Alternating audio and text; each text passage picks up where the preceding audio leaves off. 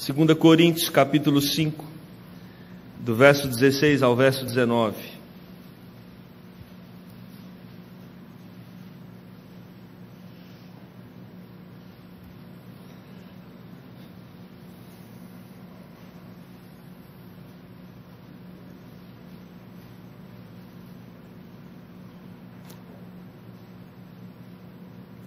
Assim diz a palavra do Senhor. Assim que nós, daqui por diante, a ninguém conhecemos segundo a carne, e se antes conhecemos Cristo segundo a carne, já agora não conhecemos deste modo, e assim, se alguém está em Cristo, é nova criatura, as coisas antigas já passaram, eis que se fizeram novas. Ora, tudo provém de Deus, que nos reconciliou consigo mesmo por meio de Cristo, e nos deu o ministério da reconciliação, a saber, que Deus estava em Cristo reconciliando consigo o mundo, não imputando aos homens as suas transgressões, e nos confiou a palavra da reconciliação. Amém. Oremos. Ó Deus, fala ao nosso coração nesta noite, neste dia que foi separado para nós nos ajuntarmos aqui na Tua casa, louvarmos o Teu nome com cânticos de adoração, dia que nós separamos para, como igreja, confessarmos os nossos pecados, dia que separamos, Deus, para celebrarmos a vitória que nos foi concedida por meio da morte e da ressurreição de Cristo. Ó Deus, fala com a Tua palavra a cada um de nós, que sejamos edificados pelo Senhor, em nome de Jesus. Amém. Irmãos, John Stott escreveu um livro, A Cruz de Cristo, e nesse livro ele fala que a cruz é o símbolo da igreja cristã, e nesse livro ele comenta, ele argumenta que nós temos que tomar cuidado, porque nós, como cristãos, e se você prestar atenção na história da igreja, às vezes a igreja se distraiu em tantas outras coisas, que ela deixou de se preocupar com aquilo que é essencial.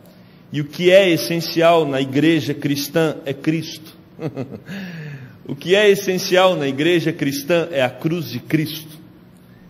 O que é essencial é a ressurreição de Cristo. E às vezes nós criamos tantas coisas, tantos ministérios, tantos departamentos, tantas situações dentro da igreja, e nós nos envolvemos em tantas obras que esquecemos qual é a razão da existência da igreja e por que fazemos tantas coisas, e por que estamos aqui hoje à noite, e por que você trabalha onde trabalha, e por que as tribos estão fazendo o que estão fazendo, e por que esse prédio em frente está sendo construído, e por que tudo acontece na vida da igreja. Tudo acontece porque esta igreja tem um Senhor, e esse Senhor precisa ser glorificado, e nós não podemos esquecer disso em momento algum, porque se nós esquecemos disso, nós corremos o risco de começarmos um trabalho desfocado, e talvez esse seja um dos nossos problemas. Corremos o risco de sermos apenas uma igreja religiosa, uma igreja que tem uma determinada organização, uma igreja que tem os seus líderes, uma igreja que funciona com uma certa eficiência, mas às vezes uma igreja que está desfocada do seu propósito central. E o propósito central desta igreja foi, é e precisa sempre ser a glória do Cristo que foi crucificado e que ressuscitou. Esse texto fala sobre isso. Esse texto fala sobre a centralidade da cruz na vida cristã. Os versos 14 e 15, Paulo ensina que sem entender a cruz, não é possível desenvolver o ministério. Aliás, ministério algum na vida da igreja. A morte de Cristo é o grande acontecimento que revela a profundidade do amor de Deus por nós. E é esta descoberta, e o quanto nós envolvemos com ela, que determinará o nosso interesse por servir e amar ao Senhor Jesus e ao nosso próximo. Tudo o que nós fazemos dentro e fora da igreja precisa estar canalizado, focado na cruz de Cristo. A cruz de Cristo é o centro da nossa vida, é a centralidade da vida do cristão. E quando nós compreendemos a cruz, nós olhamos os outros com o olhar de Cristo. Quando nós compreendemos a morte de Jesus, nós passamos a olhar aquele que está ao nosso redor, na perspectiva do próprio Cristo. A nossa visão quanto ao outro é radicalmente transformada a partir do momento que nós entendemos o amor de Deus expresso na cruz. A cruz muda a nossa visão em relação ao outro.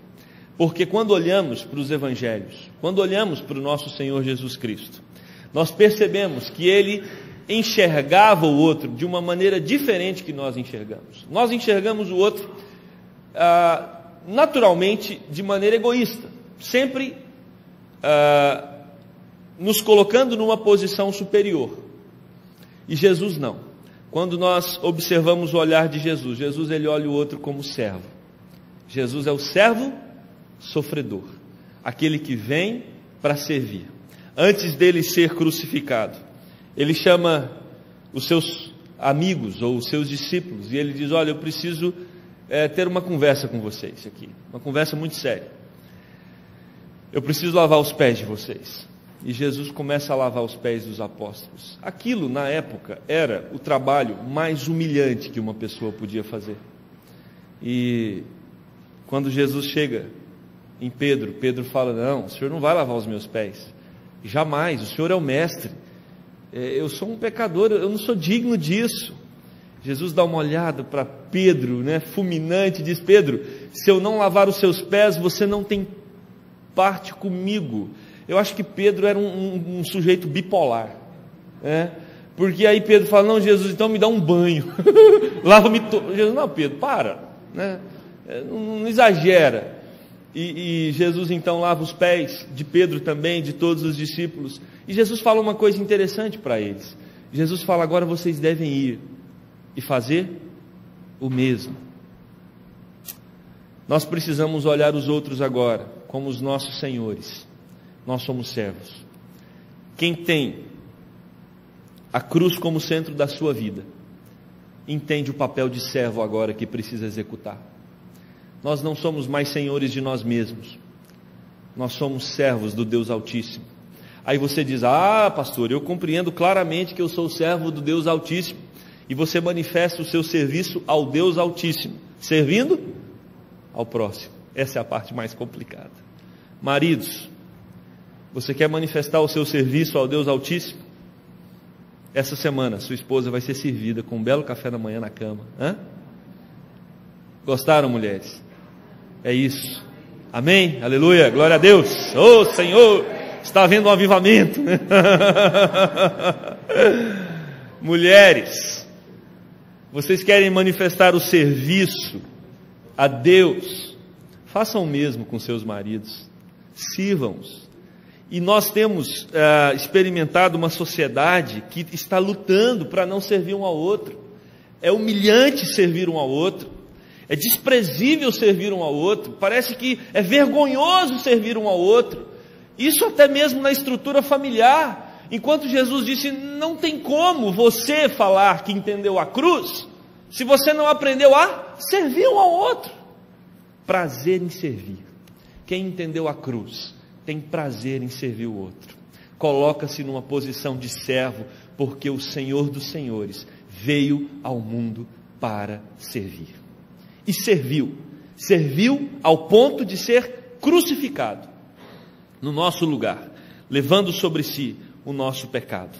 Olhamos então aqueles que estão ao nosso redor, e agora não somos mais motivados por sentimentos egoístas, mas pelo contrário, nós temos um espírito quebrantado, um espírito, uma alma domada pelo Espírito de Deus, e nós temos agora os sentimentos de Cristo, porque Cristo é o cabeça da igreja. Então todo o sentimento que Cristo teve enquanto viveu nessa terra, esses sentimentos precisam ser vividos pela igreja. Se Cristo olhava para as pessoas e tinha compaixão delas, agora nós somos os olhos de Cristo na terra. Nós precisamos olhar para as pessoas e ter compaixão delas. Por isso que é fantástico quando a igreja se envolve com institutos como o Ímpar, quando a igreja abre congregações, porque isso é a igreja manifestando a compaixão de Cristo ao mundo. E nós temos que fazer isso, não é por um dever, por um senso de obrigação, porque a igreja, não, é por amor, e temos que fazer com alegria, porque a igreja que entendeu a cruz de Cristo, ela transforma o seu olhar para com o próximo. Entendendo o amor de Deus por mim, pecador, e assim eu consigo então expressar esse amor para com aqueles que estão ao meu redor. Os nossos filhos também serão atingidos por isso. As pessoas da nossa convivência profissional serão atingidas por esse amor. Porque os nossos sentimentos, as nossas atitudes, os nossos desejos, os nossos relacionamentos serão aquecidos pelo Espírito de Deus e não mais pelos sentimentos carnais. Quem entendeu a cruz de Cristo transforma o seu comportamento e atinge todos aqueles que estão ao redor, porque agora você vai ter um espírito de servo, alguém que se curva diante do outro, porque serve ao Deus Altíssimo. Irmãos, isso não é fácil não. Eu vou dizer uma coisa séria, isso é tão complicado que humanamente não é possível, por isso nós temos que clamar o Espírito de Deus para quebrar o nosso coração. Não adianta você sair daqui hoje à noite e dizer, eu vou mudar, eu vou ser assim. Não, você não consegue ser. Você tem que sair daqui hoje à noite dizendo outra coisa, dizendo assim, Espírito de Deus, me quebra, quebranta esse meu coração duro, porque eu não consigo ser assim. Somente o Senhor me ajudando, para eu olhar para minha esposa e dizer para ela, meu bem, eu vou aprender a te servir. Você olhar para o seu marido e dizer, meu bem, eu vou aprender a te servir. Você servir aos seus filhos, os filhos aprender a servir os pais, aprendermos a servir no nosso trabalho, a servir na igreja, a servir por onde nós passarmos. Quando compreendemos a cruz, nós olhamos a Cristo também agora como Senhor e Salvador. Para muitos irmãos, Jesus foi um sujeito que teve uma relevância política para Israel, uma relevância social. Talvez Jesus para muitos foi um revolucionário, um homem que teve princípios éticos interessantes, né? Um sujeito que falou muito bem sobre o que é amar. Para outros, Jesus foi um curandeiro. Por outro lado, existem aqueles que fazem críticas a respeito da figura de Jesus. Dizem que ele foi um impostor, um mentiroso, um enganador, né? Mas quando nós compreendemos a mensagem da cruz, os nossos antigos conceitos sobre Jesus, eles vão por terra. E nós agora o reconhecemos como o nosso único Senhor e o nosso único Salvador. Isso precisa ser levado a sério. Não é somente um código que nós criamos ou uma senha para nós termos acesso ao céu. Isso é um risco. Nós corremos o risco de cairmos numa religiosidade. Você vai num retiro ou até mesmo na igreja e alguém prega que se você crê em Jesus como Senhor e Salvador, você se livra do inferno e você então diz, eu quero me livrar do inferno. Eu nem sei se isso existe, mas eu vou acreditar, eu vou crer nele e pelo menos eu me livro. Se existir inferno, eu não vou para lá. E você se envolve com a igreja acreditando que Jesus te livra do inferno, mas na verdade você nunca o conheceu de verdade como seu Senhor, nunca o conheceu como seu Salvador. E a Bíblia fala desse público, pessoas que Jesus vai dizer, você esteve ali, você até fez algumas coisas lá, trabalhou, se envolveu na obra, mas eu não te conheço, aparta-te de mim. Nós precisamos, irmãos, ter Jesus como nosso Senhor, Kyrios, Senhor absoluto da nossa vida. E o difícil de ter Jesus como Senhor é porque a palavra Senhor significa que nós deixamos completamente o controle da nossa vida. Nós não mandamos em mais nada e nós não gostamos disso. Não gostamos, porque gostamos de mandar, gostamos de controlar. É bom ter o controle, é bom fazer as coisas do jeito que a gente acha que tem que ser. E a partir do momento que você diz e afirma que Jesus é Senhor da sua vida, acabou o seu controle, acabou a sua vontade, acabou o seu desejo. Você não manda mais em você. Quem manda em você é o seu Senhor, é Jesus. A palavra de Deus agora é que vai orientar os seus passos. O fruto do Espírito é que deve direcionar a sua vida. Você tem que ser marcado agora, não pelos seus princípios de vida, não por aquilo que você acha que deve ser e fazer. Não, você deve ser marcado agora pelos sinais da obra do Espírito Santo no seu coração. Porque agora você tem um Senhor que dita as regras, e você só tem que obedecê-lo. E obedecê-lo significa sair completamente do controle. Você não tem que se vestir como você acha que você deve se vestir. Você se veste para a glória dele. Você não tem que pensar aquilo que você acha que deve pensar. Seus pensamentos precisam ser para a glória dele. Você não tem que ir aonde você acha que deve ir. Você precisa ir e vir para a glória dele. Você não tem que trabalhar aonde você acha que deve trabalhar e como você acha que deve trabalhar. Você tem que trabalhar aonde e como para a glória dele. Tudo para a glória dele. Corandel, uma expressão usada para isso. Tudo diante de Deus, tudo para a glória de Deus, porque agora Ele é o Senhor da minha e da sua vida. Tudo o que fazemos, tudo o que pensamos, tudo o que somos, deve ser oferecido a Ele como um culto de louvor e adoração. Isso já dizia o reformador João Calvino. O ressoar do martelo do carpinteiro é tão sagrado quanto o sermão que o pastor prega no domingo à noite. Amanhã, muitos aqui vão para o trabalho. O seu serviço amanhã é tão sagrado quanto esse culto que você está prestando no domingo à noite para Deus. E você precisa ir com o mesmo espírito de adoração, porque ali você vai estar fazendo para a glória do Senhor. Não é isso que a Bíblia diz? Quer comais, bebais ou façais qualquer outra coisa, fazei para a glória do Senhor. Isso é ter Jesus como Senhor da vida. Isso é reconhecer agora que nós temos a quem prestar contas, não apenas num ato religioso no domingo à noite ou no domingo de manhã, mas de tudo o que fazemos, de tudo o que pensamos, de tudo o que somos. Quando nós compreendemos a Cristo, nós olhamos o próximo agora com o olhar de Cristo, nós olhamos a Cristo como nosso Senhor e Salvador, mas quando nós compreendemos a cruz, nós olhamos as coisas do mundo como velhas e passadas. Quem compreende a cruz não pode ter um gosto, não pode desejar, não pode ter prazer nas coisas que desagradam a Deus. Irmãos, não é possível amarmos aquilo que Deus odeia.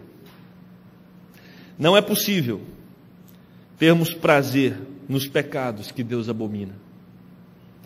E se tem um tema que me preocupa como pessoa, como gente, é ver o quanto às vezes nós acariciamos, adulamos pecados que entristecem o coração de Deus. E a palavra do Senhor nos mostra, esse texto nos mostra. E assim, se alguém está em Cristo, é nova criatura. As coisas antigas passaram e eis que se fizeram novas. Nós somos novas criaturas. Nós não podemos ter prazer nas coisas que entristecem o coração de Deus. Nós não podemos alimentar os pecados que Deus abomina.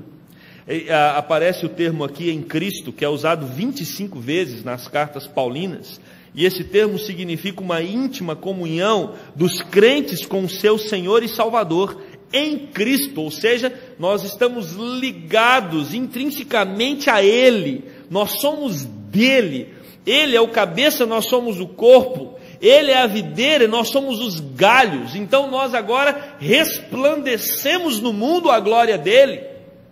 Por isso, nós não podemos compactuar com as coisas que o contraria.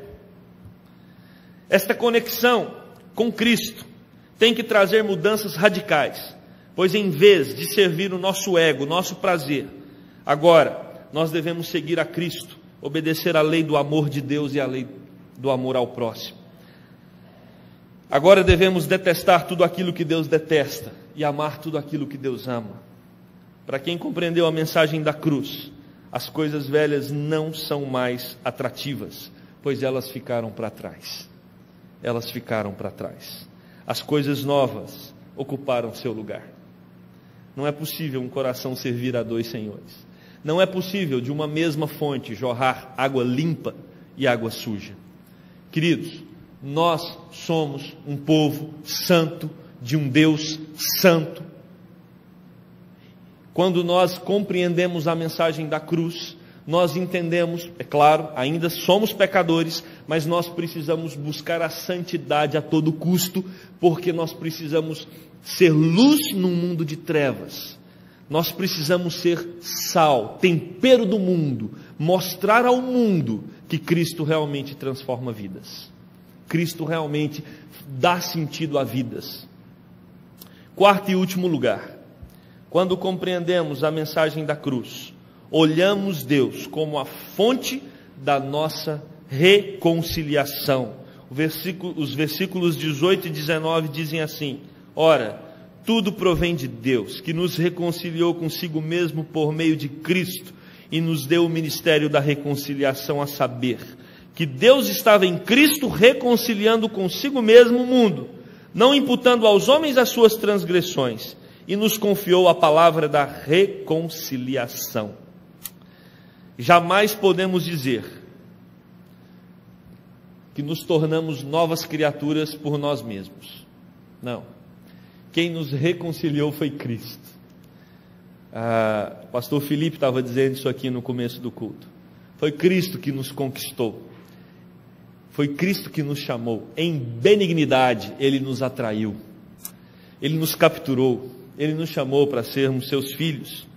Esta declaração revela o profundo amor de Deus. Nós que o ofendemos, mas é Ele quem nos procura para reconciliar. Nós demos as costas para Deus, meus amados.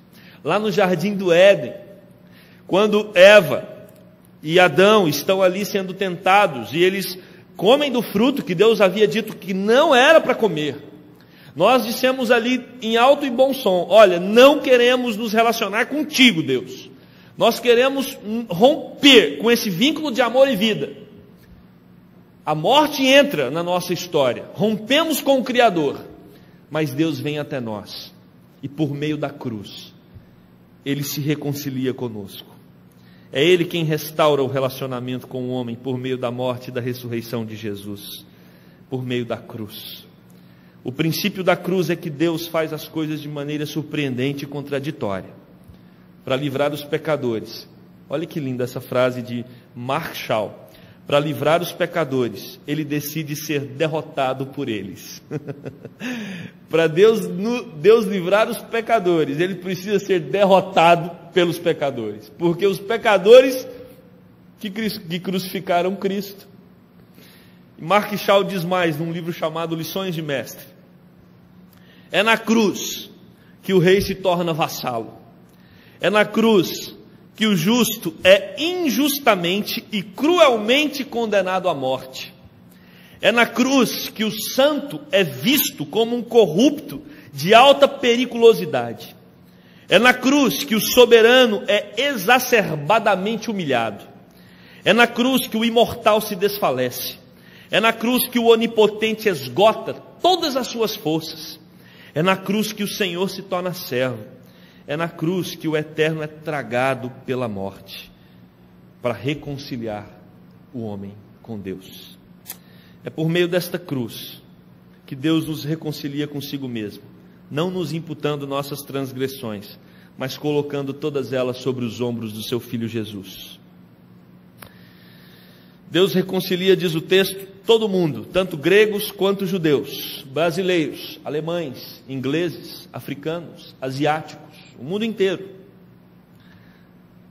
sendo fraco, humilhado e morto numa cruz, para nos trazer para junto de si, para que possamos nesta noite, hoje, aqui, como fizemos e como faremos sempre, prestarmos culto de louvor e adoração a Ele, tendo a certeza de que hoje Ele foi celebrado, adorado por esta igreja, e não só por essa, mas por todas as igrejas espalhadas pela terra, que creem na cruz de Cristo, que creem que Cristo morreu e ressuscitou para nos dar a vida eterna. Concluindo, irmãos, esta cruz é o que nos motiva a pregar o Evangelho.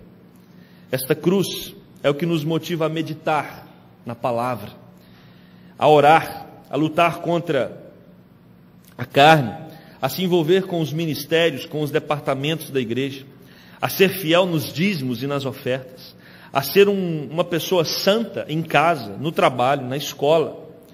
Esta cruz que tornava Paulo um incansável na propagação do Evangelho e no exercício do apostolado. A cruz de Cristo precisa ser o foco da sua vida. Você deve honrar os seus pais, não porque o papai e a mamãe disse que você tem que honrar, apenas. Você deve honrar, porque honrar pai e mãe glorifica a Deus. Você deve amar a sua esposa, não porque você fez um compromisso no altar apenas, mas porque amar a sua esposa glorifica a Deus. Você deve amar o seu marido, porque amar o seu marido glorifica a Deus. Tudo que nós fazemos deve ser para a glória de Deus, e nós só vamos conseguir fazer isso à medida que a morte e a ressurreição de Cristo queimarem nossos corações a cada dia mais. E que esta igreja continue neste caminho, uma igreja apaixonada pelo seu Senhor, uma igreja que ama intensamente o Senhor Jesus Cristo, que veio ao mundo, que se humilhou, que morreu numa cruz, mas que ressuscitou e está sentado à destra de Deus Pai, para receber o nosso culto, a nossa adoração, o nosso louvor, não só no domingo, mas todos os dias da semana, a todo momento, com os nossos pensamentos, com as nossas ações, com a nossa fala, com tudo aquilo que somos. Amém? Que Deus nos abençoe.